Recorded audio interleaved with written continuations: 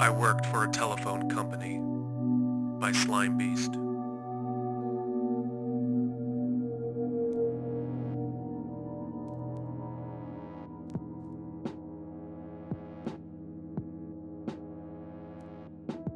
I've worked various random jobs here and there over the decades. Mostly this is due to my own poor work ethic.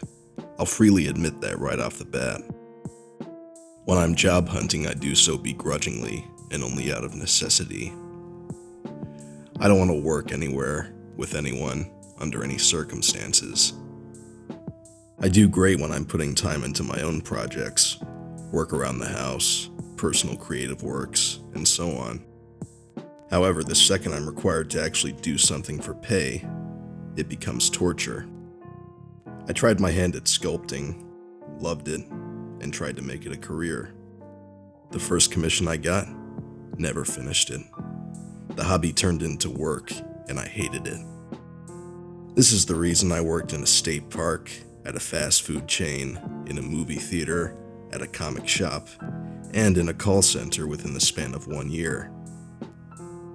The call center was the most interesting, I guess. I feel like that's the wrong word, but I don't want to get ahead of myself. Basically, we sold actual phone service and provided technical support, etc. Everyone had their own section, and it functioned much like you'd picture in your head. Tons of sweaty, smelly human flesh stuffed into uncomfortable business casual and aching for the moment the workday would end. The only break in tension, caused mostly by sales goals and angry customers, was when one of our managers would patch a call into the PA system. I have no idea how it worked, and whether or not it was entirely legal, but it happened from time to time. This was a very specific manager, by the way. Cliff. Utter slimeball. Looked like Steve Buscemi and Nicolas Cage had a baby neither of them were particularly proud of. He made up for it with nasty neat dress and strict, near-obsessive attention to manscaping. If you looked hard enough, you could see the makeup covering even the slightest spot that would pop up on his face. But yeah, you had to look really hard. He flirted with everyone, mostly the women, but occasionally the guys. It was the sort of thing played off as harmless, ironic harassment. If he went just a step too far with his cringe-inducing comments, it would seem like it had to be a joke, right? So whenever Cliff was the only manager in the building, he would tap into our calls and try to find the most embarrassing or outlandish audio to patch through to the entire building. At that point, our salespeople would be forced to hang up on potential customers, and tech support had to put everyone on hold. There was no telling what was about to echo through the halls, and it was usually something not fit for people on the other end of our lines. The first time it happened during my employment, I had no idea what to think. A female voice bounced from the walls and shook me out of a repetitive stupor. Some older lady who was trying to complain about outages. Cliff talked her around in a circle, playing stupid and asking her the same questions multiple times until she finally cursed him out and ended the call. "And that's how you ditch a nuisance caller," he chuckled through the metallic box dangling from the ceiling. It only got more distasteful from there. There was a self-proclaimed Purple Heart veteran who sounded like he was on the verge of an aneurysm by the time Cliff was done interrupting him every few seconds. There was also more than one occasion where his antics bordered on racially offensive or anti-Semitic. Not that anyone had the balls to point it out. For the most part, it was, for lack of a better term, harmless. People got pissed, they tossed out some profanity, and Cliff would blame it all on them for losing their cool if they dared call back. Nobody really ended up getting hurt, and folks were probably better off leaving us, to be honest. Then, for whatever shithead reason, Cliff decided to broadcast the Snow Angels. Hello? A soft, timid female voice barely registered in my mind before I hung up on someone whose dinner I had just interrupted. It was followed by Cliff's agonizingly familiar drone, though he always gave a fake name. Hi, my name's John and I'm a managing supervisor. Can you tell me your issue? We're lost. I see. Alright, well, I can talk you through setting up almost anything. Do you have the device in front of you? No, we're lost. In the snow. The blizzard was too much and shit. I don't know where the van is anymore. It's getting in my eyes and I can't fucking see. I'm going to ask you to refrain from using profanity, ma'am. Are you calling about our service or an unrelated issue? There was the clear sound of someone falling, crushing snow, followed by a yelp. Cliff laughed out loud, though I assume he was holding the mute button. Can't dial anyone. No service. You guys promised good coverage. You promised. Well, you sound crystal clear to me. Perhaps you'd like to hang up and try again?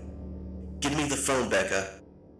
A second, nearly identical female voice, hard to hear in the growing howl of wind. I can straighten this out. I'm sorry, who am I speaking to? Cliff droned on again. I'm only authorized to speak with the registered account holder, as I'm sure the previous associate mentioned. We're fucking freezing! The second girl shrieked into the phone. In my mind's eye, she was holding it at arm's length, screaming at it like she held Cliff himself in her hand. To whom am I speaking?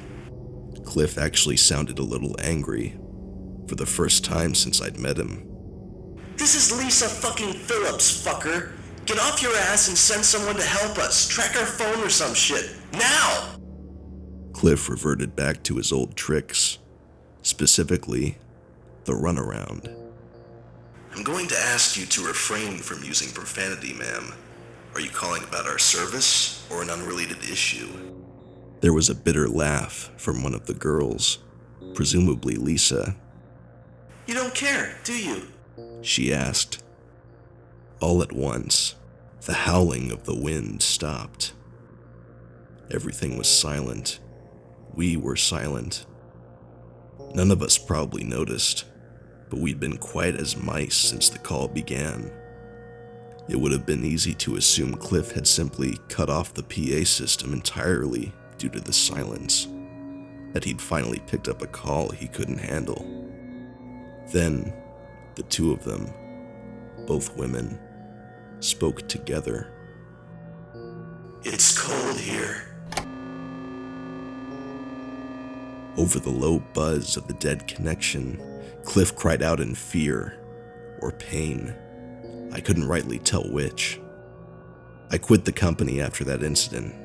As you likely guessed, I wanted out anyway. This was just a convenient reason to get out of there. Nobody seemed to know what the call had been about, and it wasn't until years later that a workable theory came to me.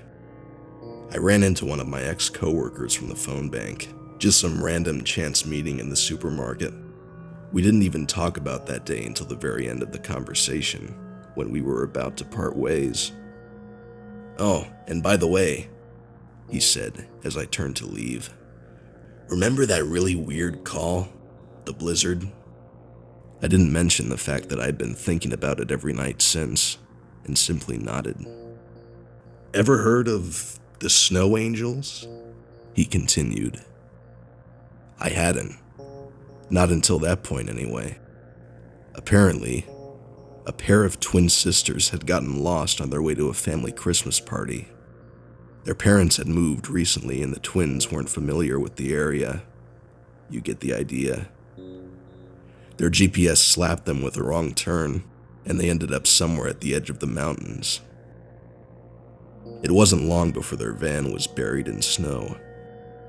Rebecca and Lisa Phillips. That was their names.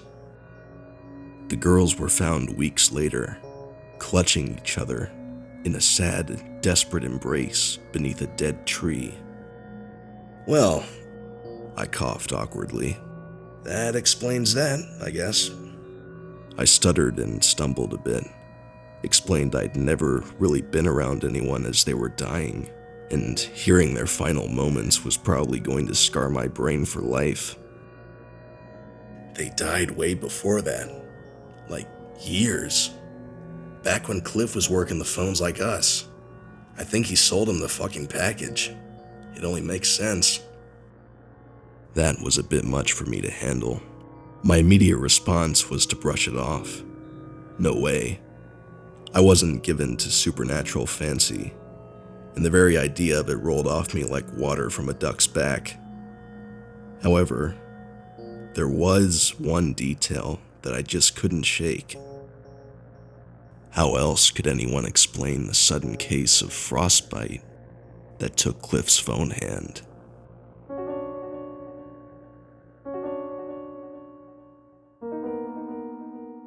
I Worked for a Telephone Company was written by Slimebeast, narration by Sator, editing, mastering, and original music by Abysme. Comprehensive links below. YouTube.com/Creepypasta is a collaborative channel. Please subscribe if you want to follow our content. If you want to support the channel, please consider liking, commenting, and sharing this video with like-minded members of the community.